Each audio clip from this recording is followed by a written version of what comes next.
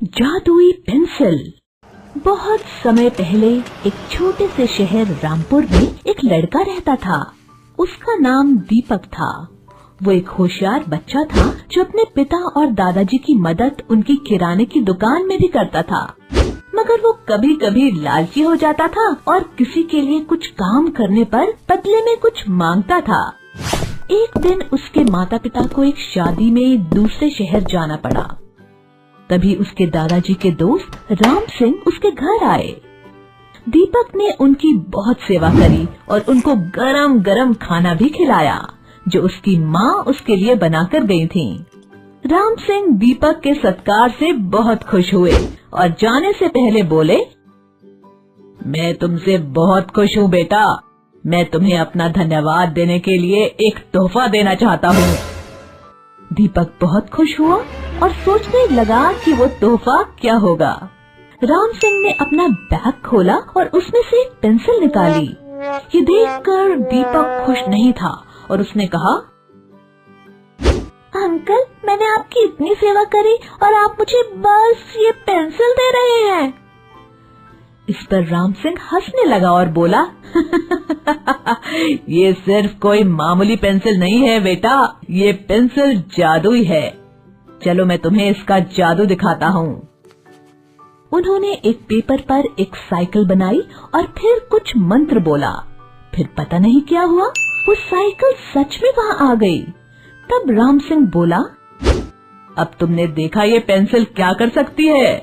तुम जब भी कुछ चित्र बनाओगे और ये मंत्र बोलोगे, वो चीज सच में तुम्हारे सामने आ जाएगी।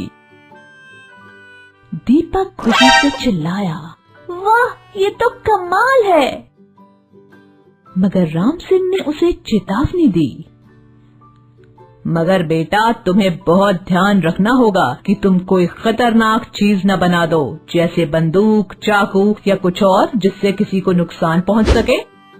उसी समय उसके दोस्त श्याम ने सब कुछ खिड़की में से सुन लिया और उसने वो पेंसिल चुराने का प्लान बनाया, मगर उसने आगे की बात नहीं सुनी। राम सिंह दीपक से बोला, अगर कभी गलती से कुछ ऐसा चित्र बन जाए जो तुम्हें लगे कि नुकसान पहुंचा सकता है, तो तुम जल्दी से उस चित्र को इस रबड़ से मिटा देना, तब वो चीज भी गायब हो जाएगी। ये कहकर वो वापस चले गए। दीपक रोज कुछ चित्र बनाने लगा, कभी चॉकलेट, कभी उसकी पसंदीदा रिमोट कंट्रोल कार और बहुत कुछ। मगर एक दिन सुबह उसे वो पेंसिल कहीं नहीं मिल रही थी। श्याम ने एक दिन पहले उसके घर से वो पेंसिल चुरा ली थी।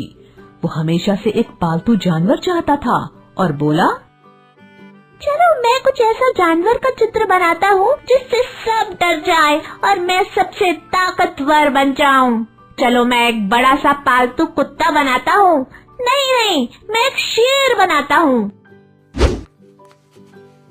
उसने शेर का चित्र बनाया और कुछ मंत्र बोला। फिर क्या था, वो शेर जिंदा होकर वहाँ सामने आ गया। उसकी जोर से दहाड़ सुनकर श्याम को ये एहसास हुआ कि उसने कितनी बड़ी गलती कर दी है और वो शेर तो उसे ही खा सकता है। मगर श्याम की किस्मत अच्छी थी। तभी दीपक अपनी पेंसिल ढूंढते हुए वहाँ आ गया और उसने जल्दी से अपनी जेब से वो रबड़ निकाला और श्याम को चित्र मिटाने के लिए कहा। भगवान का शुक्र था कि चित्र मिटाते ही वो शेर वहाँ से गायब हो गया। कहानी की शिक्षा।